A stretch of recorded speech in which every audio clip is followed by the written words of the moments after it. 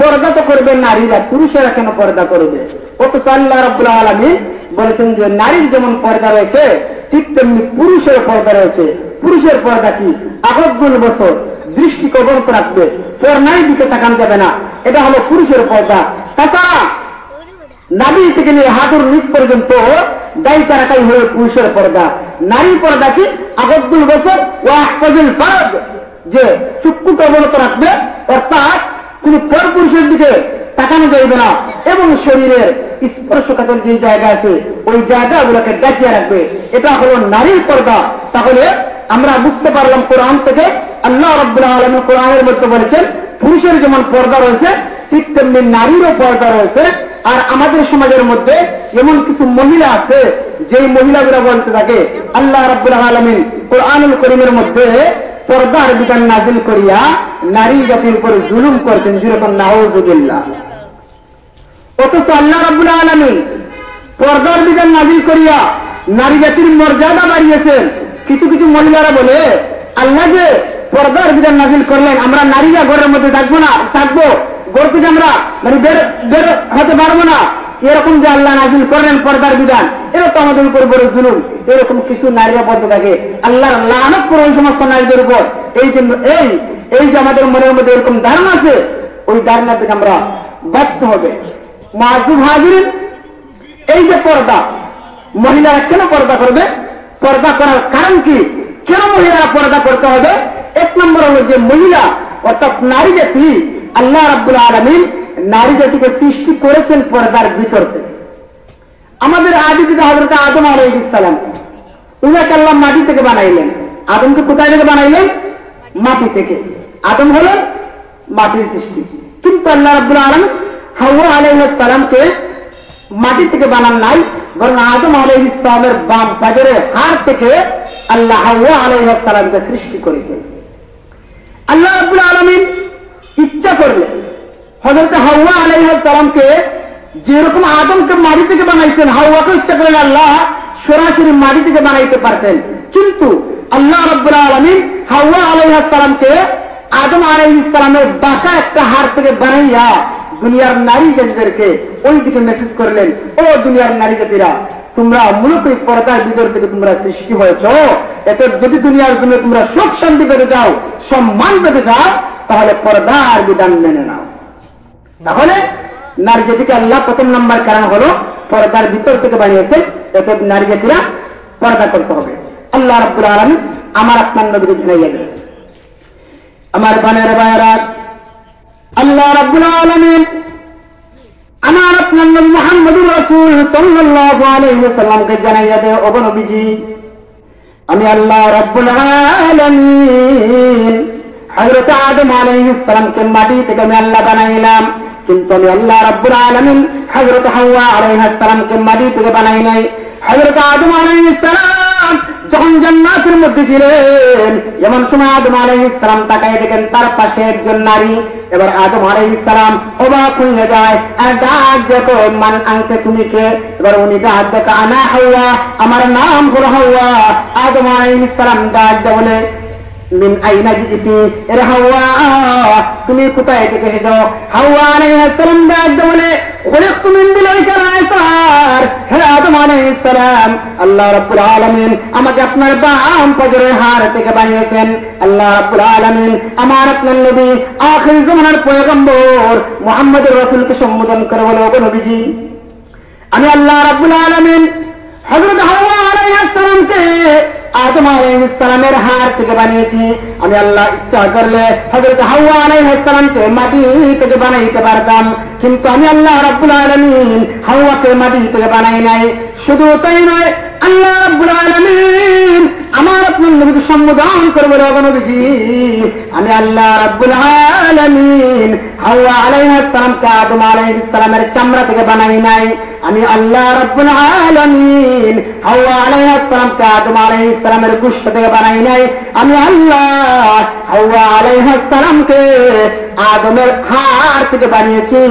আল্লাহ রাব্বুল আলামিন তিনটা পর্দার ভিতর থেকে হাওয়া আলাইহিস সালামকে বানাইয়া দুনিয়ার নারী জাতিদেরকে একটা মেসেজ দিলেন, ও দুনিয়ার নারী জাতিরা, তোমাদের মাতা হযরত হাওয়া আলাইহিস সালামকে আল্লাহ তিনটা পর্দার ভিতর থেকে বানিয়েছে, এটা দুনিয়ার জন্য তোমরা পর্দার বিধান মানতে হবে। পর্দার বিধান, এই জন্য নারীদেরকে আল্লাহ পর্দার ভিতর থেকে বানিয়েছেন, এই জন্য নারীরা পর্দাই করতে হবে। যেমন আমরা উদাহরণের মাধ্যমে বুঝবো, এই দুনিয়ার যত দামি জিনিস আছে ওইগুলো থাকে কোথাও পর্দার ভিতরে। যেমন স্বর্ণ, আমরা স্বর্ণকে যেটাই যেখানে আমরা ফেলে রাখি না কেন, এই স্বর্ণের উপর ডাকাতেরা নজর দিতে পারে, অর্থাৎ স্বর্ণ ডাকাতেরা নিয়ে যেতে পারে। এই জন্য আমরা স্বর্ণকে আমরা আমাদের আলমারির ভিতরে, আবার আমরা একটা ড্রয়ারের ভিতরে আমরা রাখি কেন, এরা সম্মানী, এরা দামি জিনিস, দামি বস্তু কেউ দেখলে লোভ সামলাতে পারবে না, এই জন্য এই স্বর্ণকে আমরা লুকিয়ে রাখি। যেমন এই দুনিয়ার সবচেয়ে মূল্যবান সম্পদ হল টাকা। এই টাকাকে আমরা ব্যাংকের মধ্যে রাখি, ক্যাশব্যাক আছে, এরপর দেখা যায় আবার ড্রয়ারের ভিতরে রাখা হয় কেন, ডাকাত হামলা করতে পারে। তাহলে দুনিয়ার যত সব দামি বস্তু আছে, যেমন খনিজ সম্পদ গুলা মাটির নিচে লুকানো, ওগুলো হলো দামি সম্পদ, এই জন্য এগুলো পর্দার ভিতরে রাখা হয়েছে, এগুলোর উপর আক্রমণ হতে পারে। এই জন্য একজন নারী যদি পর্দার বিধান পালন না করে, সেহেতু খোলা আমরা রাস্তা অপেন্দ্র ঘোরাঘুরি করে, তখন নারী জাতির উপর আক্রমণ হতে পারে, নারী জিনার শিকার হতে পারে, এইরকম একটা অবস্থা হয়। কিন্তু আমাদের যে বর্তমান সমাজ ব্যবস্থা, এমন দেখা যায় যে আমার মেয়ে পর্দা করে না, আমি আমার মেয়েকে কিছু বলি না, মা তার মেয়েকে কিছু বলে না, বাবা তার মেয়েকে কিছু বলে না, অথচ বাবার দায়িত্ব হলো তার মেয়েটাকে পর্দার বিধান মানানি, মার দায়িত্ব হলো তার মেয়েটাকে পর্দার ওয়াজ করা। হাসরের ময়দানও যখন একজন নারী পর্দার বিধান পালন না করার কারণে জাহান্নামে যাবে, ওই নারীরা জাহান্নামে যাওয়ার পর কিয়ামতের কঠিন ময়দানে যেই দিন আল্লাহ রাব্বুল আলামিন খুব রাগান্বিত থাকবেন, যখন আল্লাহ একটা নারীকে পর্দার বিধান না মানার কারণে বলবেন, এই যা তুই জাহান্নামের মধ্যে যা, দুনিয়ার মধ্যে তোর নাম ছিল দহিসের খাতার মধ্যে, দুনিয়ার মধ্যে তুই বেপরদা ছিলে, যা আজকে জাহান্নামের মধ্যে যা। ওই নারী যখন জাহান্নামের মধ্যে যাবে, জাহান্নামে যাওয়ার আগে আল্লাহর আদালতে মামলা দায়ের করবে 4 জন পুরুষের বিরুদ্ধে। কয়জন? 4 জন। আমার পানির ভাইয়েরা, যেই মাত্র কিয়ামতের কঠিন ময়দান থেকে একজন নারী পর্দার বিধান না মানার কারণে আল্লাহ রাব্বুল আলামিন ওই নারীটাকে ডাক দিয়ে বলবেন, নারী রে, দুনিয়ার জন্য তোর নাম দায়ুসের খাতার মধ্যে ছিল, দুনিয়ার জমিনে পর্দার বিধান মানসনি, যা তুই জাহান্নামের মধ্যে যা। এবার ওই নারী আল্লাহর আদালতে মামলা দায়ের করবে, আল্লাহ আমি জাহান্নামে যাব, ঠিক আছে, যেহেতু জাহান্নামের ফয়সালা হয়ে গেছে, আমি জাহান্নামের মধ্যে যাবো আল্লাহ, তবে আপনার কাছে আমার আবদার হলো, আপনার কাছে আমার দাবি হলো, আমাকে জাহান্নামে দেওয়ার আগে আমার বাবাকে জাহান্নামের মধ্যে দেন। আমি আমার বাবার ঘরের মধ্যে ছিলাম, আমি বেপরদা হয়ে চলেছি, আমার বাবা আমাকে এই সুযোগ দিয়েছে, একটা দিন আমার বাবা আমাকে পর্দার ওয়াজ করেনি, হে আল্লাহ আজকে আপনার কাছে আমার দূর দাবি হইল, আমি জাহান্নামে যাব, ঠিক আছে, আমার বাবাকে জাহান্নামের মধ্যে দিয়ে দেন। এবার ওই নারীরা 2 নাম্বার এবার আল্লাহর কাছে বলবে, হে আল্লাহ আমার বাবা যখন আমাকে পর্দার ওয়াজ করেনি, যখন আমার বাবারা বৃদ্ধ হয়ে যায়, যখন আমার বাবা দুনিয়ার জমিন থেকে বিদায় হয়ে যায়, আমি দুনিয়ার দায়িত্ব ছিল আমার বড় ভাইয়ের কাছে, আমি যে দুনিয়ার জমিনে খোলা মেরে চলতাম, আমি দুনিয়ার জমিনে পর্দার বিধান মানতাম না, আমার বড় ভাই একটা আমাকে পর্দার ওয়াজ করেনি। আল্লাহ আজকে আসরের কঠিন ময়দানে যেহেতু আমি জাহান্নামে হয়ে গেছি, আমি জাহান্নামে যাবো, সমস্যা নাই, আজকে আপনি কিয়ামতের কঠিন ময়দান থেকে আমার বড় ভাইটাকে জাহান্নামের মধ্যে দেন। জিরো নাউযুবিল্লাহ।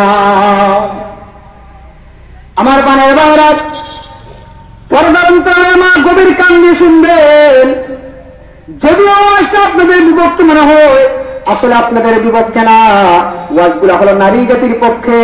আল্লাহ রাব্বুল আলামিন কোরআনুল কারীমের মধ্যে নারী জাতির পক্ষে আওয়াজ তুলেছেন। এই জন্য কাল কিয়ামতের কঠিন ময়দানে যে মাত্র একজন নারী পর্দার বিধান পালন না করার কারণে জাহান্নামে যাবে, 3 নম্বর ওই নারী আল্লাহর আদালতে মামলা দায়ের করবে, আল্লাহ আজকে জাহান্নামের কাজ করে আমাকে যেতে হবে, আজকে আমি জাহান্নামে হয়ে গেলাম, আল্লাহ আমি জাহান্নামে যাব, সমস্যা নাই, আজকে আপনার কাছে আবদার হইল, আমি আমার বাবার ঘরের মধ্যে ছিলাম, আমার বাবা আমাকে পর্দার ওয়াজ করেনি, আমার বড় ভাইটা পর্যন্ত আমাকে পর্দার ওয়াজ করেনি, হে মালিক আপনার কাছে ফরিয়াদ হলো, আমার বাবা আমার ভাই যখন আমাকে একটা পুরুষের হাত ধরিয়া বিয়া দিয়েছিল, আমার স্বামী একটা দিন আমাকে পর্দার ওয়াজ করেনি। আমার স্বামীর সামনে আমি খোলা মেলা হারতাম, আমি বাজারের মধ্যে বেপরদা হয়ে যেতাম। হে আল্লাহ, আমার স্বামী ভাইয়া একটা দিন আমাকে পর্দার ওয়াজ করেনি। আজকে আপনার কাছে আমার আবদার হলো, আমাকে জাহান্নামে দেওয়ার আগে আমার স্বামীটাকে জাহান্নামের মধ্যে দিয়ে দেন। ওই মহিলাটা কাল কিয়ামতের কঠিন ময়দানে যখন জাহান্নামী হয়ে যাবে, এবার ওই নারীরা কাল কিয়ামতের কঠিন ময়দানে এবার আল্লাহর আদালতে 4 নম্বরে ওই পুরুষের বিরুদ্ধে মামলা দায়ের করবে। আর ডাকতে বলবে, আল্লাহ যখন আমার ভাই আমার বাবা মাকে বিয়া দেওয়ার পর আমি আমার স্বামীর ঘরের মধ্যে আসলাম, ঘর সংসার করলাম, আমার সন্তান হইল, হে আল্লাহ আমার স্বামী আমাকে পর্দার ওয়াজ করেনি, আমার সন্তানটা যখন শাবালক হলো, আমার সন্তান বড় হলো, আমি মা বেপরদা হয়ে চললাম, আমার সন্তানরা আমি মায়ের বেপরদার অবস্থা দেখিয়া একটা দিন আমি মাকে বুঝাইনি, আমি মাকে পর্দার ওয়াজ করিনি।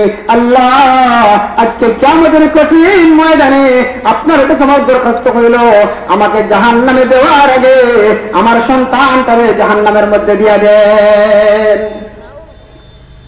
কিয়ামতের কঠিন ময়দানে 4 জন পুরুষের বিরুদ্ধে একজন নারী জাহান্নামে যাওয়ার কারণে মামলা দায়ের করবে। এই জন্য আমরা যারা বাবা আছি, ভাই আছি, স্বামী আছি, সন্তান আছি, আমাদের দায়িত্ব হলো আমরা আমাদের মা বোনদেরকে পর্দার ওয়াজ করতে হবে। কারণ আলা কুল্লুকুম রাঈন ওয়া কুল্লুকুম মাসউলুন আন রাইয়াতিহি, এই দুনিয়ার জমিনে যারা আছে সবাই রাখাল, সবাই দায়িত্বশীল। ওয়া কুল্লুকুম মাসউলুন আন রাইয়াতিহি, কিয়ামতের কঠিন ময়দানে আল্লাহ দায়িত্বের ব্যাপারে জিজ্ঞেস করবে, এ যুবক তোমার উপর দায়িত্ব ছিল তোমার পরিবারটাকে তুমি হেফাজত রাখা, তোমার পরিবারকে নামাজি বানানো, তোমার পরিবারকে জাহান্নামের আগুনের বয়ে দেখানো, তুমি কি বয়ে দেখাইছিলে? এরকম আল্লাহ কাল কিয়ামতের কঠিন ময়দানে জিজ্ঞেস করবেন। শুধু উলামায়ে কেরামকে আল্লাহ বলবেন না, প্রত্যেকটা মানুষ হলো এই দুনিয়া দায়িত্বশীল। একজন বাবা তার ফ্যামিলির দায়িত্বশীল, এরকম ভাবে এই দুনিয়ার সেক্টর যত সমস্ত মানুষ আছে সবাই হলো দায়িত্বশীল। আর এই দায়িত্বের ব্যাপারে কিয়ামতের কঠিন ময়দান আল্লাহ জিজ্ঞাসা করবেন, জবাব যখন দিতে পারবেন না তখন একটা পা সামনের দিকে আগানো যাবে না। এই জন্য তাহলে আমরা 1 নম্বর কারণ বুঝলাম, নারী জাতিকে আল্লাহ বানিয়েছেন পর্দার ভিতর থেকে, যার কারণে নারী জাতিকে পর্দা করতে হবে যদি সম্মান এবং ইজ্জত পেতে হয়। 2 নম্বর আমরা বুঝলাম, এই দুনিয়ার দামি দামি জিনিসটাকে পর্দার ভিতরে, এতে এলাকার এই দিকে ইঙ্গিত করা হয়েছে মহিলারা হলো দামি জাতি, সম্মান জাতি। যদি তারা সম্মান আর ইজ্জত পেতে চায় তাহলে তারা পর্দার ভিতরের মধ্যে, আবরণের মধ্যে থাকতে হবে। আমরা সমাজও কিছু মানুষের ধারণা এরকম আছে, ঘরের দরজা জানলার মধ্যে আমরা কিছু কাপড় টাঙ্গা দিয়ে আমরা লটকাই দিলাম, এটার নাম হলো পর্দা। না, এটার নাম পর্দা নয়।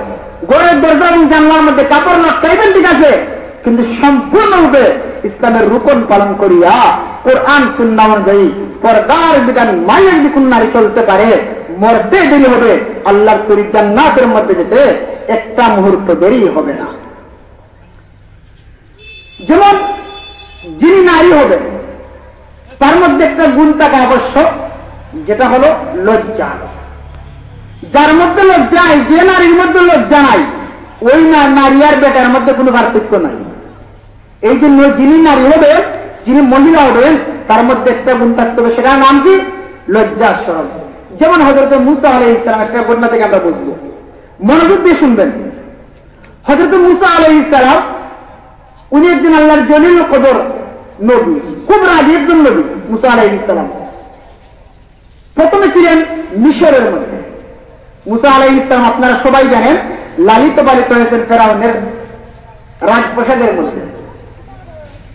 যখন হযরত মূসা আলাইহিস সালাম মিশরের মধ্যে ছিলেন, সংক্ষেপে বলতেছে যেহেতু আমরা আমাদের মূল পয়েন্ট অন্যদিকে যাইব না। হযরত মূসা আলাইহিস সালাম যখন মিশরের মধ্যে ছিলেন, এমন সময় মূসা আলাইহিস সালাম একদিন তাকাইয়ে দেখেন একজন ইসরায়েলি হল মূসা আলাইহিস সালামের সম্প্রদায়ের লোক, আর আরেকজন কিপ্তি ফেরাউনের বংশের লোক, 2 জন ঝগড়া করছে, তারা 2 জন মারামারি করছে। এবার হযরত মূসা আলাইহিস সালাম রাস্তা দিয়ে হাইটে যাচ্ছেন, এমন সময় ইসরায়েলি যে লোক মূসা আলাইহিস সালামের সম্প্রদায়ের লোক ডাক বলে, ও মূসা আলাইহিস সালাম, ওই লোকটা আমাকে মারছে, আপনি একটু আসেন না, আমাকে হেল্প করেন, সহায়তা করেন, আপনি আসেন একটু। হযরত মূসা আলাইহিস সালাম চিন্তা করেন যে আমার সম্প্রদায়ের লোক আমাকে ডাকছে, যে আমি এটা মীমাংসা করে দিই, এই জন্য উনি আগাইয়ে গিয়েছেন। যাওয়ার পর হযরত মুসা আলাইহিস সালাম ওই কিপ্তিকে একটা থাপ্পড় মারলেন, অর্থাৎ টাচ করলেন। উদ্দেশ্য ছিল যে আমি তাকে যদি টাচ করি তাহলে ওরা শিক্ষা পাইবে, আর কখনো মায়ের ডাঙ্গা করবে না। এই উদ্দেশ্যে হযরত মুসা আলাইহিস সালাম তাকে আঘাত করেছেন। এবার আঘাতের সাথে সাথে ওই কিপ্তিটা মারা গেছে। আল্লাহর কি কেরেশমা, সবগুলো আল্লাহর কেরেশমা। টাচ করেছেন, কিপ্তি মারা গেছে। এখন মারা যাওয়ার পর মুসা আলাইহিস সালাম নিজেকে খুব লজ্জিত মনে করলেন যে আমি আল্লাহর একজন পয়গম্বর হব। কারণ নবীরা যারা নবী হবে তারা তো আগ থেকে বুঝতে পারে আল্লাহ রাব্বুল আলামিন নবীদেরকে এমন কিছু নিদর্শন দিয়া আগ থেকে বুঝে যাবে যে সময় কোন নবী হবেন। হয়তো মুসা আলাইহিস সালাম এমন একজন নবী। মুসা আলাইহিস সালাম চিন্তা করেন, হায় রে আজকে আমি একটা মার্ডার করলাম। নিজেকে বড় লজ্জিত মনে করলেন। কোরআনুল কারীমের মধ্যে আল্লাহ রাব্বুল আলামিন এগুলো আলোচনা করেছেন। লজ্জিত মনে করার পর মুসা আলাইহিস সালাম মনে চিন্তা করেন, যাই হোক যদি ওইটা ওপেন না হয় তাহলে আমি বেঁচে গেলাম। আর আল্লাহর কাছে তওবা করলেন। আল্লাহ মুসা আলাইহিস সালামকে ক্ষমা করলেন। এমন সময় মুসা আলাইহিস সালাম আরেকদিন হাঁটতেছেন। এমন সময় তাকিয়ে দেখে ওই ইসরায়েলি লোক আর আরেকটা কীর্তি, আগের কীর্তি তো মারা গেছে, আরেকটা কীর্তি, তারা দুজন ঝগড়া বিবাদ করছে। এবার ওই ইসরায়েল আবার ডাক দেখো, ও মুসা একটু আসেন না, আমাকে হেল্প করুন, ওই লোকটা আমাকে মারছে। এবার মুসা আলাইহিস সালাম রাগান্বিত হলেন। রাগান্বিত হইয়া ওই দুইজনকে শাস্তি দেওয়ার জন্য একটু রাগান্বিত। মুসা আলাইহিস সালাম কিন্তু একজন রাগান্বিত ছিলেন। যখন রাগ করতেন, খুব বেশি রাগ ছিল, মুসা যখন একটু সামনের দিকে অগ্রসর হইলেন, এবার ওই লোকটা ইসরায়েলি যে মুসা আলাইহিস সালামের সম্প্রদায়ের লোক, যে লোকটা হিতাকাঙ্ক্ষী হইয়া ওই কীর্তির উপর আঘাত করেছিলেন, যার কারণে কীর্তি মারা গিয়েছিল, এবার তিনি আগাইলেন সামনের দিকে দুইজনকে একটু সাহায্য করার জন্য। এবার ওই লোকটা এবার ডাক দেখো, ও মুসা তোমার তো ব্যবসা কিন্তু ভালো না, নিজেকে সুরেজাই মনে করো। সে মনে করেছে মুসা আলাইহিস সালাম তার উপর আক্রমণ করবেন, যেমন কীর্তির উপর কাজ করেছেন, কীর্তি মারা গেছে। ওই ইসরায়েলি ব্যক্তি ভাবলো অথচ সে মুসা আলাইহিস সালামের সম্প্রদায়ের মানুষ। সে ভাবলো এখন যদি মুসা আসার পর আমাকে ট্রাক করে আমি তো মারা যাবো। তখন সে আজ থেকেই বলতে আছে, ও মুসা নিজেকে কি সুরেজাই মনে করো, ওই দিনের ঘটনা মনে আসেনি। এখন তো মাতার কাছে আসেন মুসা আলাইহিস সালাম। এই যে পিছনের ঘটনা কেউ জানতো না। এখন এমন একটা অবস্থা, যখন ফেরাউনের রাজপ্রাসাদের মধ্যে খবর গেল একজন কীর্তি মারা গেছে, তখন আসামি কেউ তো মানে পাওয়া যাবে না, এই জন্য এটা গোপন রয়েছিল। তখন ওই লোকটা ইসরায়েল লোক ডাক দেখো, মুসা পিছনের ঘটনাকে ভুলে গেছে যে একজন কীর্তিকে হত্যা করেছিলে। এবার সাথে যে কীর্তিরা ছিল ওই কীর্তি টের পেয়ে গেছে, হ্যাঁ তাহলে তো আগের কীর্তিকে দেখা গেছে মুসা হত্যা করেছে। তখন ওই লোকটা দৌড়াইয়া গিয়া ফেরাউনের কাছে সংবাদ দিল। এই ঘটনা কারা কারণে করেছে? ওই ইসরায়েলি যার হিতাকাঙ্ক্ষী ছিলেন হযরত মুসা আলাইহিস সালাম, তার জন্য তাকে হেল্প করার জন্য আগাইয়ে দিয়েছিলেন। এবার আজকে আগাইয়ে যাচ্ছেন। এবার উনার জন্য মুসা আলাইহিস সালাম ফেসে গেলেন। এবার যখন ফেরাউনের কাছে সংবাদ গেল, ফেরাউনের কাছে সংবাদ যাওয়ার পর এবার ফেরাউন ডাক দেখো, আমার বাহিনীরা যাও তোমরা আমার সামনে মুসাকে ধরে নিয়ে আসো। আমার পানের বাইরা আল্লাহর পয়গম্বর হযরত মুসা আলাইহিস সালাম এবার মাতার কেসের আসামি হয়ে গেলেন। আল্লাহর পয়গম্বর মুসা আলাইহিস সালাম তখন চিন্তা করলেন, হায় রে হায়, আমি যে ফেরাউনের বাড়ির মধ্যে থাকি, আমি তার বংশের একজন কীর্তিকে হত্যা করেছি, এখন তো আমি আর মিশরের মধ্যে থাকতে পারবো না। এবার মুসা আলাইহিস সালাম এবার মিশর ছাড়িয়া এবার বাগিয়া মিশর থেকে মাদায়েনের দিকে রওনা হয়ে গেলেন।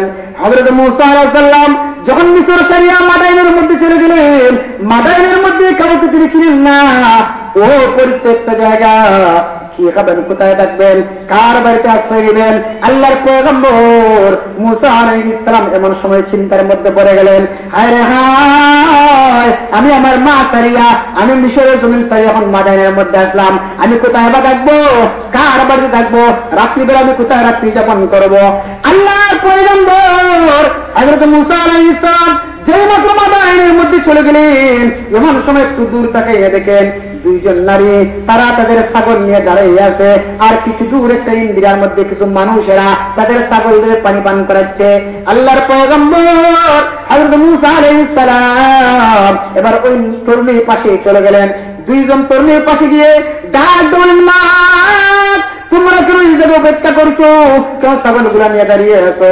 বড় দুইজন তরুণী ডাক দেখো, হ্যাঁ সুদাম দেহের অধিকার যুবক, দেখেন না তাকাইয়া ওই ইন্দিরার মধ্যে ওই কূপ থেকে লোকজন, ওই কূপ থেকে পুরুষেরা তাদের ছাগলদেরকে পানি পান করায়, কিন্তু আমরা হলাম নারী জাতি, আমাদের শরীরের শক্তি কম, তাছাড়া আমরা হলাম নারী, পুরুষরা তাদের ছাগলদেরকে পানি পান করায়, আমরা তো ওদের সাথে ঠেলা টেক্কা করিয়া পানি পান করাতে পারি না, আমরা হলাম সুগন্ধা নারী, তাহলে প্রশ্ন জাগে কিনা যদি তারা এত সুগন্ধা নারী হয়, মহিলা হইয়া পানি পান করার জন্য কেন আসে, জাগে কি জাগে না? এই প্রশ্ন জাগে। আবার ওই মহিলা দুইজন তারা ভেবেছিল মুসা আলাইহিস সালাম তাদেরকে প্রশ্ন করবেন, তোমাদের বাড়িতে কোনো বেটা মানুষ নাই? ওই দুইজন তরুণী, দুইজন মেয়ে, তারা ভাবলো মুসা আলাইহিস সালাম তাদেরকে প্রশ্ন করবেন, কিন্তু মুসা আলাইহিস সালাম উনি আল্লাহর পয়গম্বর, উনি প্রশ্ন করলেন না। উনি প্রশ্ন না করায় ওই দুইজন মহিলা তারা জবাব দিল, ওয়া আবুনা শাইখুন কাবীর, আমার আব্বাজান হলেন বৃদ্ধ লোক, যার কারণে আমরা দুইজন বোন আছি, আমাদের কোনো ভাই নাই, আমার আব্বা বৃদ্ধ লোক, যার কারণে আমরা মহিলা এই পানি পান করানোর জন্য আসছি। তাহলে আপনারা বলতে পারবেন কি ওই দুইজন তরুণীর বাবার নাম কি? হযরত শুআয়ব আলাইহিস সালাম। যেরকম সুবহানাল্লাহ, শুআয়ব আলাইহিস সালাম আল্লাহ একজন নবী। আমার পয়গম্বর আল্লাহর পয়গম্বর হযরত মূসা আলাইহিস সালাম ওই দুইজন তরুণীর পাশে চলে গেলেন আর ডাকতে বলেন, মারে আজকে আমি তোমাদের ছাগলদেরকে পানি পান করাইয়া দিব। আল্লাহর পয়গম্বর হযরত মূসা আলাইহিস সালাম এমন সময় কূপের মধ্যে যাইয়া কূপ থেকে ডাকনা উঠাইয়া ওই দুইজন তরুণীর ছাগলগুলারে পানি পান করাইয়া তরুণীদেরকে বললেন, তোমরা পানি পান করো। যখন তারা পানি পান করলো, তাদের ছাগলও পানি পান করলো। এবার ওই দুইজন তরুণী তাদের বাড়ির মধ্যে চলে যায়। এবার আল্লাহর পয়গম্বর হযরত শুআয়ব আলাইহিস সালাম ডাকতে বলে, মা ও আমার মেয়েরা, আজকে তোমরা তো তাড়াতাড়ি বাড়ির মধ্যে ফিরলে, অন্যদিন তোমরা লেট করে ফিরতে, আজকে কেন তোমরা তাড়াতাড়ি বাড়ির মধ্যে ফিরে এলে? এবার ওই দুইজন তরুণী ডাকতে, আব্বা জানেন কি ঘটনা করেছে? আমরা যখন ইন্দিরার পাশে একটু দূর পুরুষদেরকে দেখিয়া আমরা আমাদের ছাগল নিয়ে দাঁড়িয়েছিলাম, এমন সময় সুতানদের একজন অধিকারী যুবক আমাদের পাশে এসে আমাদেরকে আমাদের ছাগলদেরকে ওই ইন্দিরা থেকে পানি পান করাইয়া দিয়েছে। এবার আল্লাহর পয়গম্বর শুআয়ব আলাইহিস সালাম ডাকতে বলেন, ও মেয়ে, যেহেতু তোমাদের উপকার ওই লোকটা করেছে, তাহলে ওই লোকটাকে আমাদের বাড়িতে দাওয়াত দিয়ে দাও। এবার ওই দুইজন তরুণীর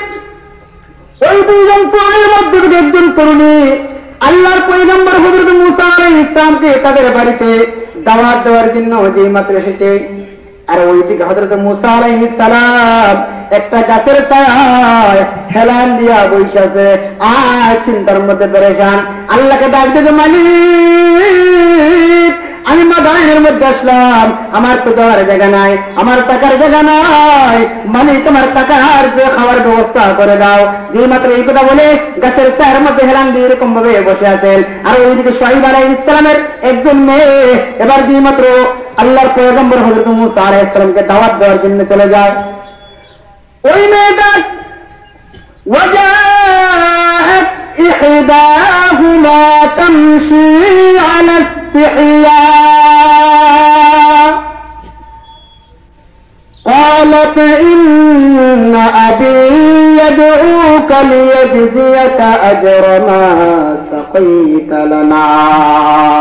আল্লাহর পয়গম্বর হযরত শুআয়ব আলাইহিস সালামের দুই মেয়ের পক্ষ থেকে একটা মেয়ে আল্লাহর পয়গম্বর মূসা আলাইহিস সালামের দিকে দাওয়াত দেওয়ার জন্য চলে যায়। ওই মেয়েরা যখন দাওয়াত দেওয়ার জন্য চলে যায়, লজ্জাবতী হইয়া ওয়াজাআত ইহদাহুমা তামশি আলা ইস্তিহয়া। আল্লাহ রাব্বুল আলামিন কোরআনুল কারীমের মধ্যে বলেন, ওই দুই মেয়ের মধ্যে একটা মেয়ে আলা ইস্তিহয়া, লজ্জাবতী হইয়া লজ্জার মুখ গুনিয়া আল্লাহর পয়গম্বরের দাওয়াত দেওয়ার জন্য যেই মাত্র গেছে, ডাক দেখা কালাত, এ কালাত ফিলের ফাইল হলো একজন নারী। ওই নারী ডাক দেখো, ইন্না আবি ইয়াদউকা, হে আল্লাহর পয়গম্বর, এ সুদামদের অধিকারী যুবক, ইন্না আবি ইয়াদউকা লিয়াজজিয়াকা আজরা মা সাকাইতা লানা, আমার আব্বা আপনাকে দাওয়াত দিয়েছেন, আমার আব্বা আপনাকে ডাকছেন আমাদের বাড়িতে আসার জন্য, আমার আব্বা আপনাকে পুরস্কৃত করবেন। আজরা মা সাকাইতা লানা, আপনি যে আমাদেরকে এবং আমাদের ছাগলদেরকে পানি পান করাইছেন, এর জন্য আমার আব্বা আপনাকে আজর দান করবেন, আমার আব্বা আপনাকে পুরস্কার দিবেন, আপনি আমাদের বাড়িতে চলুন। আল্লাহর পয়গম্বর মূসা আলাইহিস সালাম তখন এমন সময় আল্লাহর শুকরিয়া আদায় করলেন আর বুঝতে পারেন আল্লাহ তার দোয়াটা কবুল করেছে। এবার আল্লাহর পয়গম্বর মুসা আলাইহিস সালাম ডাক দেবে, মারে যাও, সামনের দিকে যাও, আজ থেকে রাহবারি করো। যেই মাত্র মহিলা সামনের দিকে যাইকা রাহবারি করাইয়া রাস্তা দেখাইয়া আল্লাহর পয়গম্বর মুসাকে নিয়ে যাইবে। এবার আল্লাহর পয়গম্বর মুসা আলাইহিস সালাম তাকায় দেখেন ওই মহিলার পায়ের গোড়ালি দেখা যায়। আল্লাহর পয়গম্বর মুসা আলাইহিস সালাম ডাক দেবেন, মারে তোমার পায়ের গোড়ালি দেখা যায়, তুমি সামন থেকে রাহবারি করবে না, আমার পিছন থেকে রাহবারি করো। পিছন থেকে আমাকে বলবো ওইদিকে যাবা, আমি ওইদিকে যাবো। যেই মাত্র এরকম ভাবে যেতে লাগলেন, এবার আল্লাহর পয়গম্বর শুআয়ব আলাইহিস সালামের সামনে হাজির হয়ে গেলেন। এবার শুআয়ব আলাইহিস সালাম ডাক দেবেন, মুসা তোমার বাড়ি কই, কি কারণে মাদানের মধ্যে আসলা, তুমি কোথায় থাকো, কোথায় খাও, এরকম প্রশ্ন করলেন পরিচয় জানার জন্য। আল্লাহর পয়গম্বর মুসা আলাইহিস সালাম ডাক দেবেন, আমার বাড়ি মিশরের মধ্যে, এইরকম মিশরের জমিনের মধ্যে একজন কিপ্তি এবং একজন ইসরায়েলি যখন ঝগড়া বিবাদ করছিল, আমার সম্প্রদায়ের লোক ইসরায়েলি ব্যক্তি আমাকে আহ্বান করেছে তাকে সাহায্য করার জন্য। আমি একজন কিপ্তিকে শুধুমাত্র শিক্ষা দেওয়ার জন্য যাতে দাঙ্গা হাঙ্গামা না করে আমি তার উপর টাচ করেছিলাম। যখন কিপ্তিটা মারা যায়, যেমন সম্প্রদায় মার্ডার কেসের আসামি হয়ে যায়, আমি দেখে লজ্জিত মনে করি। যেমন সময় আমার এই মার্ডার কেসটা আউট হয়ে যায়, ফেরাউনের খানের মধ্যে যখন সংবাদ যায়, ফেরাউন তার সারা মিশরের মধ্যে তার সেনাবাহিনী প্রেরণ করেছে মুসাকে ধরে নিয়ে আসতে হবে। আল্লাহর পয়গম্বর শহীদ, আমি চিন্তা কইরা নিজেকে হেফাজত করার জন্য আমি আল্লাহর হুকুমে আমি মিশর ছেড়ে মাদানের মধ্যে আসলাম। এবার আল্লাহর পয়গম্বর হযরত শুআয়ব আলাইহিস সালাম ডাক দিয়ে বলেন, আরে যুবক, তুমি যে কাজটা করেছো, আমার দুইটা মেয়ে কূপ থেকে পানি পান করাইতে পারছিল না, তুমি আমার দুইটা তরুণীকে, আমার দুইটা মেয়েকে কূপ থেকে ডাকনা সরাইয়া পানি পান করাইলে, এই জন্য আজকে আমি তোমাকে দাওয়াত দিয়েছি। এবার হযরত শুআয়ব আলাইহিস সালামের একদিন মেয়ে ডাক দেয়, আব্বা ওই লোকটা যে তোমাদের বাড়িতে এসেছে, ওই লোককে আমাদের বাড়িতে আপনি চাকর হিসাবে রাখতে পারেন, আমাদের বাড়িতে কাজ করবে, আমাদের বাড়িতে থাকবে, উনি খুব শক্তিশালী একজন মানুষ। যে মাত্র এই কথা বলেছে, এবার আল্লাহর পয়গম্বর মুসা আলাইহিস হযরত শুআয়ব আলাইহিস সালাম একজন নবী ছিলেন, উনি চিন্তা করলেন আমার বাড়ির মধ্যে দুইজন মেয়ে, যুবক দুইজন মেয়ে, বিয়ার উপযুক্ত দুইটা মেয়ে, একটা যুবককে আমাদের বাড়িতে রাখা যাবে না, এরকম ভাবে এটা রাখা কখনো ঠিক হবে না। হযরত শুআয়ব আলাইহিস সালাম তখন নিজের পক্ষ থেকে হযরত মুসা আলাইহিস সালামের কাছে তার মেয়ের ব্যাপারে বিবাহের প্রস্তাব দিলেন, যে সুবহানাল্লাহ। এবার আল্লাহর পয়গম্বর হযরত শুআয়ব আলাইহিস সালাম ডাক দিলেন, রে মুসা, যদি তুমি চাও আমার বাড়িতে 8 বছর কামলা থাকবে, আমার বাড়িতে 8 বছর কাজ করবে, এই শর্তে আমার একটা মেয়েকে বিবাহ করতে পারো। দুইটার কথা না, একটার কথা বলেছেন। যদি তুমি চাও আমার বাড়িতে 8 বছর কামলা থাকবা, দিন মজুর কাজ করবা, আমার বাড়িতে থাকবার, আমার একটা মেয়েকে বিবাহ করবা, যদি 10টা বছর পূর্ণ করতে পারো তাহলে ভালো। এই জন্য আমার এখানে এবার আমরা আমাদের মূল পয়েন্টে চলে যাব। এই যে হযরত মুসা আলাইহিস সালাম যেই নারীকে বিবাহ করলেন, কোন গুণের কারণে? লজ্জা নামক গুণের কারণে, শরম নামক গুণের কারণে। এই জন্য আমাদের মা বোনেরা যদি তাদের মধ্যে লজ্জা নামক গুণ থাকে, শরম নামক গুণ থাকে, আমাদের মা বোনেরা বেপরদা হইয়া চলতে পারে না। বর্তমান সমাজ ব্যবস্থা মনে হয়েছে এমন কিছু মহিলা আছে, তারা স্লোগান দেয় থাকবো না বদ্ধ করে দেখবো, আবার জবাবটাকে এরকম মহিলা আছে না? না, পশ্চিমা বিশ্ব তাদেরকে স্লোগান শিখিয়ে দিয়েছে, থাকবো না বদ্ধ করে দেখবো আবার জগৎটাকে। ও মায়েরা, ও পর্দারান্তরের মা, যাও না তুমি বম্বে বাজারের মধ্যে তুমি বেপরদা হইয়া যাও, সুনামগঞ্জের মধ্যে বেপরদা হয়ে যাও, বাগদার পয়েন্টের মধ্যে বেপরদা হয়ে যাও, তোমার উপর মানুষেরা তুতু এবং অ্যাসিড নিক্ষেপ করবে, যেরকম ঠিক কিনা? এই জন্য যে নারী পর্দা করবে, আল্লাহ রাব্বুল আলামিন ওই নারীকে শুধু নারী নয় বরং রানী বানিয়ে দিবে, যেরকম ঠিক কিনা? একজন নারী তার মধ্যে পর্দার গুণ থাকলে সে শুধু নারী থাকে না, বরং সম্মানী হইয়া যায়।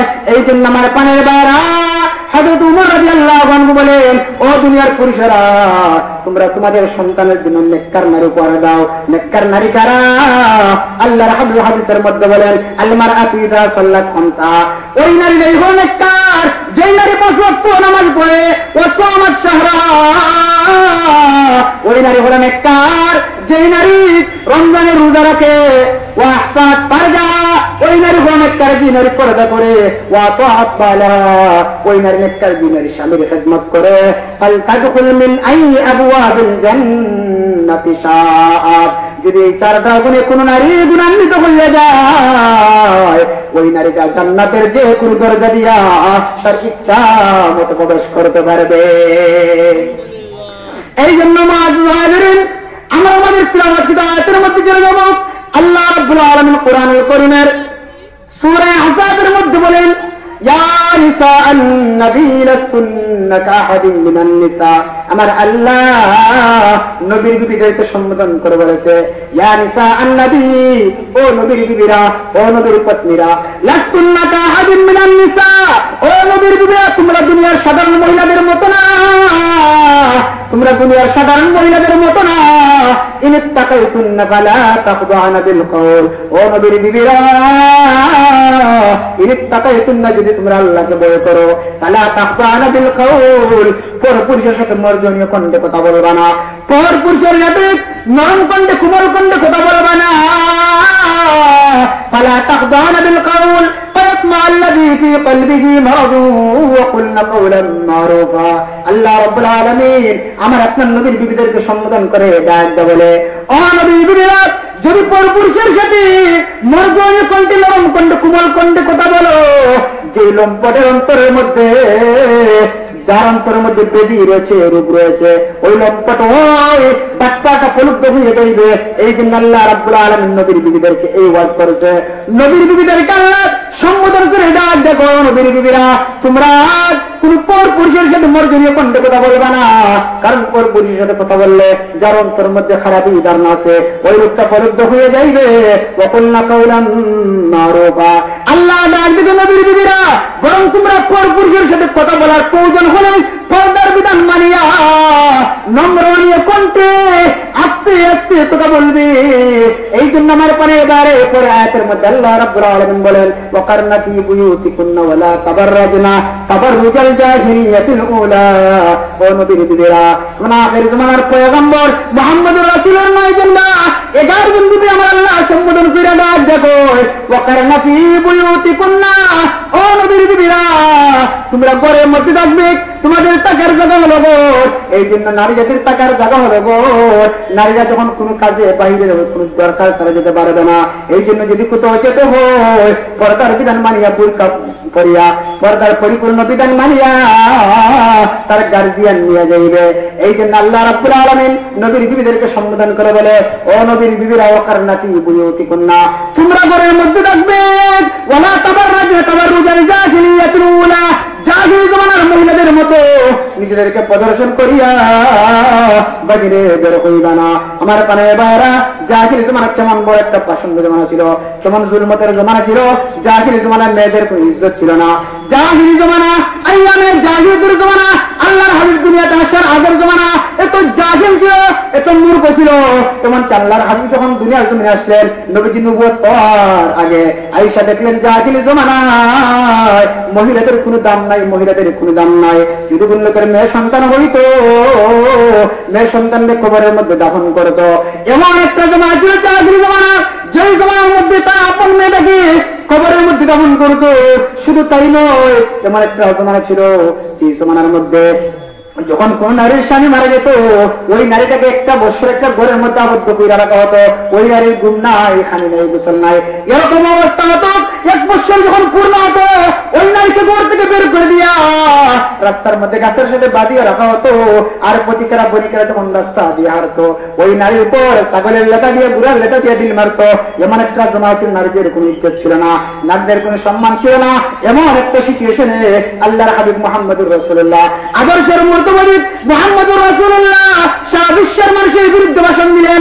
সারা বিশ্বের মানুষের বিরুদ্ধে একাই ভাষণ দিলেন, আদ-দুনিয়া কুল্লুহা মাতা। ও দুনিয়ার মানুষেরা, দুনিয়ার সবগুলাই সম্পদ হতে পারে, দুনিয়ার সবকিছু সম্পদ হতে পারে, দুনিয়ার সবকিছু সম্পদ হতে পারে। আদ-দুনিয়া কুল্লুহা মাতা ওয়া খায়রু মাতা'আদ দুনিয়া আল মারাতুস সালিহা। দুনিয়ার সবই সম্পদ হতে পারে, কিন্তু এই দুনিয়ার সবচেয়ে দামি সম্পদ হলো আলমারাতুস সালিহাত, নেককার একজন নারী।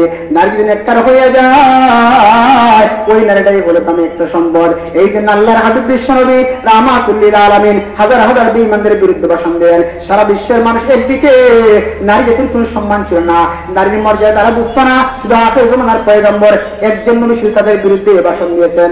এবার আমার পানে বাবা, তাহলে আমরা বুঝতে পারলাম আল্লাহর হাবিব সব সময় নারী জাতির পক্ষে আওয়াজ তুলেছেন। আর আমাদের সমাজের মহিলারা, এমন কিছু মহিলার কারণে এরকম হয়ে থাকে। আল্লাহ রাব্বুল আলামিন পর্দার বিধান নাযিল করিয়া নারী জাতির উপর জুলুম করে দেন। এই জন্য আমার পানে বাবা, পরিপূর্ণ পর্দার বিধান মানতে হবে।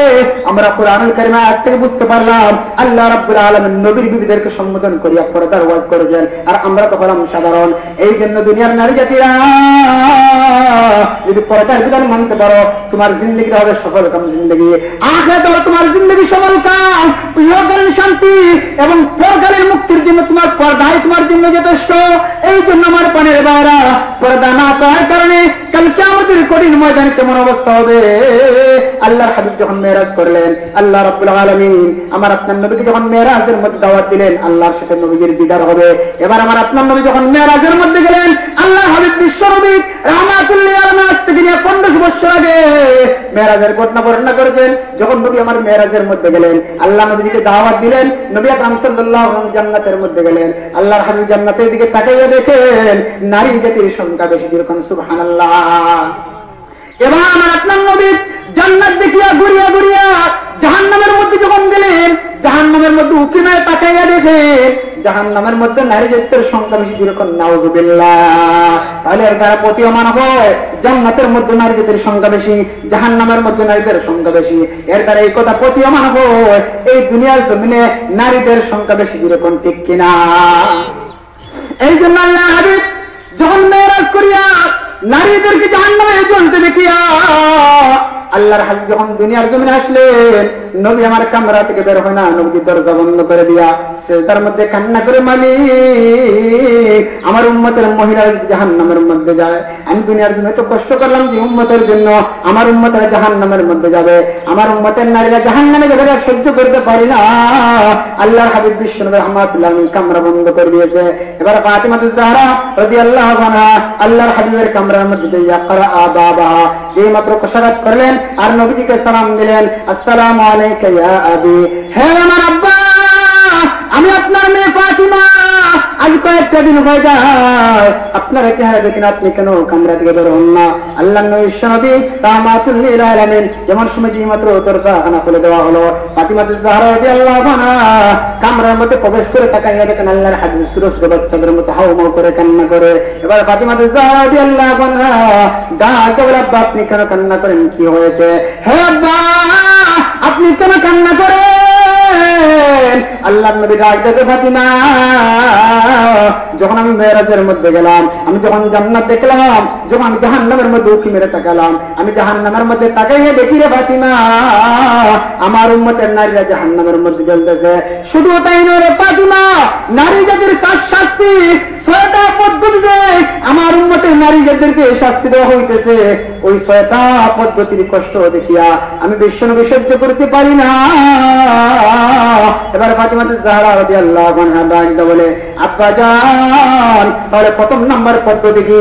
আল্লাহর হাবিব আখির জামানার পয়গম্বর ডাক বলে, ফাতিমা যখন আমি জাহান্নামের দিকে তাকাই, আমি জাহান্নামের মধ্যে তাকাইয়ে দেখি এমন কিছু নারী আছে যাদের জিহ্বার আল্লাহ আগুনের বর্ষি ঢুকাইয়া ওদেরকে ঝুলাইয়া শূন্যে রেখে আগুন দ্বারা জ্বালাচ্ছেন। এবার ফাতিমাতুজ জাহরা রাদিয়াল্লাহু আনহার কান্না বেড়ে যায়। ফাতিমাতুজ জাহরা ডাক বলে, আব্বা ওই সমস্ত নারীদের অপরাধ কি ছিল? কোন অপরাধের কারণে এদের জিহ্বা দ্বারা আগুনের বর্ষি ঢুকাইয়া আল্লাহ ঝুলাইয়া রেখে শাস্তি দিতেছেন? আল্লাহর নবী ডাক দেখে, ফাতিমা ওই সমস্ত নারীদের অপরাধ হইল ওই সমস্ত নারীরা দুনিয়ার জন্য তার জিহ্বা দ্বারা গুনার কাজ করেছে, এই জিহ্বাটা পুরুষের সাথে কথা বলেছে, এই জিহ্বাটা মানুষদেরকে কষ্ট দিয়েছে। আল্লাহর নবী ডাক দেবে ফাতিমা, এই জিহ্বাটা মানুষদেরকে কষ্ট দেওয়ার কারণে, এই জিহ্বাকে হারাম পথে ব্যয় করার কারণে আল্লাহ রাব্বুল আলামিন এমন নারীগুলাদেরকে জাহান্নামের মধ্যে আগুনের বর্ষি তার জিহ্বা দিয়া ঢুকাইয়া শাস্তি দিতেছেন, যেরকম নাউযুবিল্লাহ। এবার ফাতিমা বিনতে জাহরা রাদিয়াল্লাহু আনহা ডাক দেওয়া বাজার, তাহলে 2 নম্বরের শাস্তি কি? আল্লাহর হাবিব ডাক দেওয়া ফাতিমা, যখন আমি জাহান্নামের দিকে তাকালাম, আমি তাকাইয়ে দেখি এমন কিছু নারী যাদের স্তন দিয়া, 2টা স্তন দিয়া আল্লাহ আগুনের বর্ষি ঢুকাইয়া জাহান্নামের পায়ের সাথে বাঁধিয়া শূন্যে ঝুলাইয়া রাখিয়া জাহান্নামের আগুন দ্বারা জ্বালাচ্ছেন। কেমন কষ্ট! দুনিয়ার জমিনে মানুষ একটা আঙ্গুলের মধ্যে যদি কেউ রশি দ্বারা বাঁধে, সামান্য সময় কিন্তু মানুষ থাকতে পারবে না। আল্লাহ রাব্বুল আলামিন ওই নারীদেরকে ওই গুনার কারণে জাহান্নামের মধ্যে তাদের 2টা স্তন দিয়া বর্ষি ঢুকাইয়া ঝুলাইয়া শূন্য রাখিয়া আগুন দ্বারা জ্বালাইবেন। ফাতিমা বিনতে জাহরা রাদিয়াল্লাহু আনহা ওই নারীগুলা স্তন দিয়ে আল্লাহ বর্ষি ঢুকাইয়া শূন্য রাখে ওদেরকে শাস্তি দিবেন। এর অপরাধ কি? আল্লাহর নবী ডাক দেবে ফাতিমা রে, ওই সমস্ত মহিলারা দুনিয়ার জমিনে, ওই সমস্ত মহিলা দুনিয়ার জমিনে পরকিয়া করতো, তারপরে হালাল স্বামী তাকে দেখতে, ওই সমস্ত মহিলারা পরকিয়া প্রেমের মধ্যে লিপ্ত হতো, পর পুরুষের সাথে পরকিয়া প্রেমের মধ্যে লিপ্ত হতো, যার কারণে আল্লাহ রাব্বুল আলামিন ওই সমস্ত নারীদেরকে জাহান্নামের মধ্যে তার স্তন দিয়া বর্ষি ঢুকাইয়া জ্বালাচ্ছেন। এবার ফাতিমা বিনতে জাহরা রাদিয়াল্লাহু আনহা বলেন, আব্বাজান তাহলে 3 নম্বরের পদ্ধতি কি? আল্লাহর হাবিব ডাক দেবেন ফাতিমা, 3 নম্বরের পদ্ধতি হলো, যখন মেরাজের মধ্যে যাইয়া জাহান্নামের দিকে উঁকি মেরে তাকালাম, আমি তাকাইয়া দেখি এমন কিছু মহিলা যাদের 2টা হাত কপালের সাথে ফেরাক মারিয়া, 2টা পাকে বুকের সাথে ফেরাক মারিয়া জাহান্নামের আগুন দ্বারা জ্বালাচ্ছেন। 2টা হাতে কপালের সাথে ফেরাক মারিয়া, 2টা পাকে বুকের সাথে উল্টাইয়া ফেরাক মারিয়া জাহান্নামের আগুন দ্বারা জ্বালাচ্ছেন। এবারে ফাতিমা বিনতে জাহরা রাদিয়াল্লাহু আনহা কান্না করে আর ডাক দেবে, আব্বা এ কেমন ভয়ঙ্কর শাস্তি! ওই শাস্তির কারণ কি? ওই সমস্ত মহিলাদের কেমন শাস্তি দেওয়ার কারণ কি? আল্লাহর নবী ডাক দেবে ফাতিমা, ওই সমস্ত মহিলাদের কেমন শাস্তি দেওয়ার কারণ হইল, ওই সমস্ত মহিলারা দুনিয়ার জমিনে সময় মতো নামাজ আদায় করতো না। 1 নম্বরের অপরাধ হইল, ওই সমস্ত মহিলারা দুনিয়ার জমিনে সময় মতো নামাজ আদায় করতো না। এরে ফাতিমা, আরেকটা অপরাধ আছে ওই মহিলাদের, ওই সমস্ত মহিলারা দুনিয়ার জমিনে যখন তার স্বামীর সাথে মিলন করত, যখন স্বামীর সাথে সহবাস করত, পাক পবিত্র হওয়ার ব্যাপারে উদাসীনতা করত, সকালবেলা সে গোসল না করিয়া রান্না করিয়া স্বামীর খাওয়ায়, সন্তানদের খাওয়ায়, পাক পবিত্র হতো না। এই জন্য 1 নম্বর অপরাধ হইল নামাজ পড়তো না। 2 নম্বর অপরাধ হইল যখন মিলন করতো স্বামীর সাথে, তখন পবিত্রতা হওয়ার ব্যাপারে, পাক হওয়ার ব্যাপারে উদাসীনতা করত। আল্লাহর নবী ডাক দেবে ফাতিমা, এই 2টা অপরাধের কারণে ওই সমস্ত মহিলাদেরকে জাহান্নামের মধ্যে তাদের 2টা হাতকে কপালের সাথে ফেরাক মারিয়া, 2টা পাকে বুকের সাথে ফেরাক মারিয়া জ্বালাতে দেখছে। এবার ফাতিমা বিনতে জাহরা রাদিয়াল্লাহু আনহা ডাক দেবে, আব্বা তাহলে 4 নম্বরের পদ্ধতি কি? আল্লাহর হাবিবের শেষ মুর্তবাদী মুহাম্মদুর রাসূল বলেন, এ ফাতিমা, যখন আমি জাহান্নামের দিকে তাকাই, আমি তাকাইয়া দেখি এমন কিছু মহিলা রয়েছে, একজন না এমন কতগুলো মহিলা রয়েছে যাদের চুলকে আল্লাহ রাব্বুল আলামিন জাহান্নামের পারের সাথে বেঁধে দিয়া ওদেরকে জাহান্নামের আগুন দ্বারা জ্বালাচ্ছেন। এবার ফাতিমা বিনতে জাহরা বলেন, আব্বাজান ওই মহিলাদের অপরাধ কি? আল্লাহর নবী ডাক দেবে ফাতিমা, ওই সমস্ত মহিলারা দুনিয়ার জমিনে আল্লাহ তাআলা বড় সুন্দর চুল দিয়েছিল, ওই চুলকে ফুলাইয়া শ্যাম্পু দিয়ে ফুলাইয়া রাস্তা দিয়ে হাঁটতো, মাথার মধ্যে ওড়না ব্যবহার করতো না, পরে পুরুষ তার দিকে তাকাইতো, জিনার গুনাহ হইতো। এ ফাতিমা, ওই সমস্ত মহিলারা বেপরদা হইয়া, নির্লজ্জ হইয়া রাস্তা দিয়ে যখন ঘুরাইতো, পর পুরুষরা তার দিকে তাকাইতো। এই কারণে কাল কিয়ামতের কঠিন ময়দান থেকে ওই সমস্ত মহিলাদেরকে আল্লাহ জাহান্নামের মধ্যে ফেলে দিয়া, ওদের চুলকে জাহান্নামের পারের সাথে বেঁধে দিয়া আগুন দ্বারা ওদেরকে জ্বালাতে আমি দেখেছি। এই জন্য হযরত ফাতিমা বিনতে জাহরা রাদিয়াল্লাহু আনহা ডাক দেবে, আব্বা তাহলে 5 নম্বর পদ্ধতি কি? আল্লাহর নবী ডাক দেবে, ফাতিমা, যখন আমি জাহান্নামের মধ্যে তাকাই, আমি তাকাইয়া দেখি কিছু মহিলার চেহারা আল্লাহ রাব্বুল আলামিন শুকরের মতো বানাইয়া দিয়েছে, শুকরের মতো চেহারা হইয়া গেছে। এবার ফাতিমা জাহরা বলে বাজান চেহারাটা শুকরের মতো হওয়ার কারণ কি? এমন কিছু মহিলার চেহারা শুকরের মতো হওয়ার কারণ কি? আল্লাহ নবী ডাক বলেন, ও ফাতিমা, ওই সমস্ত মহিলার অপরাধ ছিল, ওই সমস্ত মহিলারা দুনিয়ার জন্য গীবত করত। এই জন্য আল্লাহ গীবত আসাদ দুনিয়ার জিনা, গীবত হলো জিনার চেয়েও জঘন্যতম অপরাধ। এই জন্য আমার বলে এই জন্য আল্লাহ নবী ডাক দেবে, ফাতিমা গীবত করার কারণে, পরনিন্দা করার কারণে ওই সমস্ত মহিলাদেরকে আল্লাহ জাহান্নামের মধ্যে আগুন দ্বারা জ্বালাচ্ছেন, এমনকি চেহারাটা শুকরের মতো। এই জন্য গীবত নামক এই যে বদগুণটা মহিলাদের মধ্যে বেশি পাওয়া যায়। মহিলারা কিভাবে গীবত করে? যখন কোন মহিলার কোনো সন্তান হয়, একজন মহিলা গিয়েছে দেখার জন্য, তাকে দেখে সন্তানটা কালা, ওই মহিলা ডাক দেবে, তুমি কারো কাছে বলবা না আমার সন্তান যে কালা। ওই মহিলা আরেক জায়গায় দিয়ে ডাক দেবে, অমুকের একটা সন্তান হয়েছে কাওয়ার মতো, যাও দেখে আসো। মহিলাটা আবার আসার পর তাকে দেখে কালা সন্তান, আল কাতরার মতো কালা সন্তানকে দেখিয়া এবার ওই মহিলা ডাক দেবে, কাউকে বলবে না। এবার এক ঘরের মধ্যে যাইয়া ওই মহিলা খবর পৌঁছাইয়া দেবে, অমুকের ঘরে একটা কাওয়া হয়েছে, সন্তান কালা হওয়ার কারণে কাওয়া বানাইয়া দিছে। এই জন্য গীবত থেকে আমাদের মা বোনদেরকে বাঁচতে হবে। ফাতিমা জাহরা রাদিয়াল্লাহু আনহা বলেন, আব্বাজান তাহলে 6 নম্বরের পদ্ধতি কি? আল্লাহ নবী ডাক দেবে, ও ফাতিমা, যখন আমি জাহান্নামের মধ্যে তাকাই, আমি তাকাই দেখি কিছু মহিলার চেহারা কুকুরের মতো হয়ে গেছে, আর কেউ কেউ করছে, কুকুরের মতো কেউ কেউ করছে, এমন কিছু মহিলা জাহান্নামের মধ্যে আমি দেখেছি। এবার ফাতিমা জাহরা বলে, আব্বাজান ওই সমস্ত মহিলাদের অপরাধ কি ছিল? আল্লাহ নবী ডাক দেবে, ও ফাতিমা, ওই সমস্ত মহিলাদের অপরাধ ছিল, ওই সমস্ত মহিলা দুনিয়ার জন্য বড় হিংসুক ছিল। এই জন্য সমাজের মধ্যে এমন কিছু মহিলা, বেশিরভাগ মহিলা হয়েছে শুধু হিংসা করে, শুধু হিংসা করে, অন্যের বেলায় দেখতে পারে না এমন মহিলা আছে কিনা? নাই। এই জন্য যে সমস্ত মহিলা দুনিয়ার জন্য হিংসা করবে, আল্লাহ রাব্বুল আলামিন জাহান্নামের মধ্যে ওই সমস্ত মহিলাদের চেহারা কুকুরের মতো বানাইয়া দিবেন। এই জন্য কুকুরের স্বভাব হলো হিংসা করা। যখন নদীর পাড়ের মধ্যে গরু মারা যায়, এমন সময় যখন আরেকটা কুকুর ওই দুষ্ট খাওয়ার জন্য যায়, তখন ওই কুকুরটা ওই তার সাথের কুকুরটাকে তাড়াইয়া দেয়। কেন? সে তার সহজাতি, তার কুকুর ভাইকে গরুর গুস্ত খেতে দেয় না। কুকুর আসিয়া, অন্যান্য প্রাণী আসিয়া ওই গরুর গুস্ত খায়, কিন্তু তার স্বজাতি কুকুর ভাইকে খেতে দেয় না। এই জন্য হিংসা করা হলো কুকুরের স্বভাব। এই জন্য যে নারীর মধ্যে হিংসা নামক বদগুণ থাকবে, ওই নারীকে আমার আল্লাহ জাহান্নামের মধ্যে তার চেহারাটা কুকুরের মতো বানাইয়া আগুন দ্বারা জ্বালাইবেন, যেরকম নাউযুবিল্লাহ। এই জন্য মুআযযাদের যে নারীর মধ্যে হিংসা নামক এই বদগুণ থাকবে, এই হিংসা অপরাধ থাকবে, ওই নারীটাকে আল্লাহ জাহান্নামের মধ্যে তার চেহারাটা কুকুরের মতো বানিয়ে তাকে জাহান্নামের মধ্যে জ্বালাইবেন। এই জন্য মুআযযাদের, এই জন্য আমাদের মা বোনেরা আমরা যারা আছি, তাহলে এই যে 6টা শাস্তি যদি আমরা লক্ষ্য করি, এই 6টা শাস্তি থেকে আমাদেরকে বাঁচতে হবে, নতুবা জাহান্নামে যাওয়া ছাড়া আমাদের কোনো গতি থাকবে না। এই জন্য যতটুকু আমরা কোরআন কারীম থেকে আমরা আলোচনা করেছি, তাহলে আমরা আজকে আলোচনা বুঝতে পারলাম যে নারী এবং পুরুষ দুজনের ওই পর্দা রয়েছে। তাহলে আমরা পুরুষের যারা আছি, আমরা এখন ধারণা করতাম না যে পর্দা করবে নারীরা, পুরুষের কোনো পর্দা নাই। তাহলে আল্লাহ কোরআনের মধ্যে নারী এবং পুরুষ দুই জাতির ব্যাপারে পর্দার ওয়াজ করেছে। যেমন পুরুষের পর্দা কি? পুরুষেরা তার চক্ষুকে নিজের দিকে রাখবে, এমনকি তার শরীরের এই যে নাভি থেকে নিয়ে হাতের নিচ পর্যন্ত ওই অঙ্গগুলোকে ঢেকে রাখবে, কোনো নারীর দিকে তাকাইবে না। আর নারীদের পর্দা হলো নারীরা পর্দার মেনে চলবে, চক্ষু নিচের দিকে রাখবে, এবং সে তার শরীরের স্পর্শ কাতর অঙ্গগুলোকে সে ঢেকে রাখবে। এই জন্য আমরা যদি আমাদের মা বোনেরা যদি, আর আমরা যারা পুরুষেরা আছি, আমরা আমাদের মা বোনদেরকে পর্দার ব্যাপার আমরা আমাদের মা বোনদেরকে আমরা বুঝাতে হবে, ওয়াজ করতে হবে।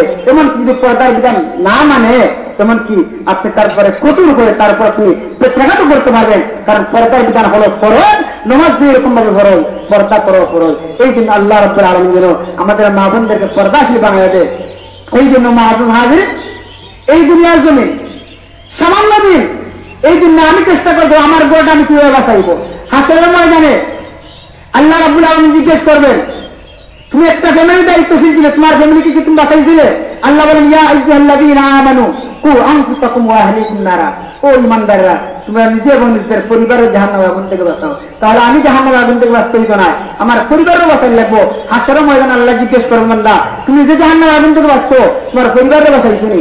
এই জন্য এই দুনিয়ার জমিনে আমরা নিজে বাঁচতে হইতো না, নিজের পরিবারের